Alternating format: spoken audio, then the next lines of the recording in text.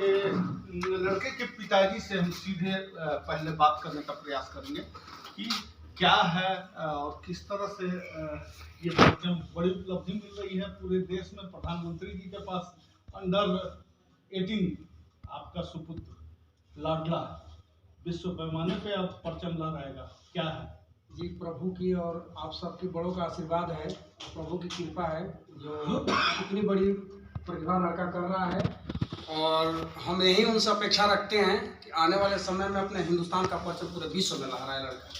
पूरी स्टोरी बताएं कि किस तरह से क्या हुआ है, कहाँ पढ़ाई लिखाई करते थे और आज किस मुकाम पर है? जी, वो शुरू से मैं इंडियन आर्मी से हूँ, मेरा नाम धर्मेंद्र पाठक है। और ये लड़का जो है शुरू से केंद्रीय विद्यालय में पढ़ा है और मेरे साथ बाहर में ही रहा है। और केंद्रीय विद्यालय से पढ़ते पढ़ते बचपन से ही मैं एक समाज के लिए छोटा सा आपको बताना चाहता हूँ कि जो हमारे साथ घटना घटी हुई थी। जो वैसे हम कहते हैं ना कि गार्जियन का मतलब होता है कुम्हार। हम एक कुम्हार हैं, मिट्टी के बर्तन से हमने क्या बनाना है वो हमको पता है। तो मिट्टी के बर्तन, दिया बनाना, गगरी बनाना, ढकनी बनाना, क्या बनाना वो हमारे को पता है। तो हम अपने बच्चे को जिस तरीके से ढालेंगे और जिस तरीके से लेके चलेंगे वो बच्चा आने वाले समय में वैसे ही मुकाम हासिल करेगा। मैंने बचपन में इसकी प्रतिभा को पकड़ा था। जब मैं स्कूल से आया था, एक बार आकर के लेकर के बच्चों को आया था तो अपनी बालकनी में खड़े थे तो हमारी पुरानी दवाई फेंक दिया करते थे, घर के हमारी वाइफ ने फेंक दी थी। तो मैं बोला क्यों दवाई फेंक दी, गमले में डाल दिया था। तो बोला जल्दी पौधा आ जाएगा। मैं बोला जल्दी पौधा इसमें नहीं आएगा, मर जाएगा पौधा।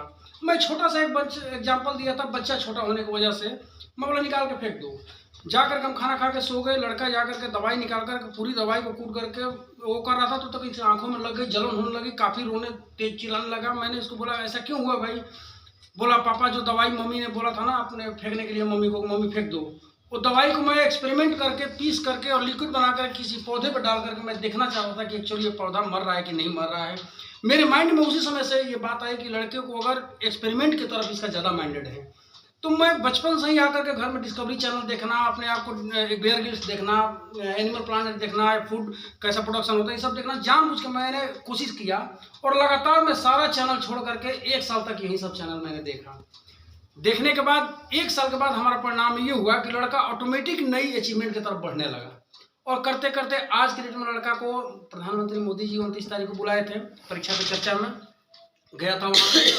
अभी 18 अप्रैल को आपको नासा जा रहा है, नासा ने बुलाया है, अमेरिका अल्बामा में जा रहा है। रोवर बनाया हुआ है जो लड़के ने कि